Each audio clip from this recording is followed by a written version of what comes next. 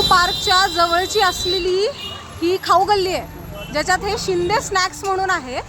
आणि आम्ही इथून आत्ता थोड्या वेळा आधी छोले भटुरे खाल्लेले. आता याचे तुम्ही ही भाजी बघू शकता. छोले भटुरेमधली ही ती भाजी आहे जी 2 दिवस जुनी आहे आणि ही आंबूस लागते इथं टेस्टला असलेली. आणि इथं काम करणारे 2 जण आहेत. हे बघा, हा तो माणूस आहे, अजून 2 जण होते जी इथून आत्ता पळून गेलेले आहेत. ठीक आहे, तर यांचा ओनर इथे यायला नाही म्हणतोय आणि यांच्याकडे FDA चं लायसन्स सुद्धा नाही. हे बघा, इथं महानगरपालिकेचं सर्टिफिकेट सुद्धा आहे आणि यांच्याकडे FDA चं लायसन्स पण नाहीये.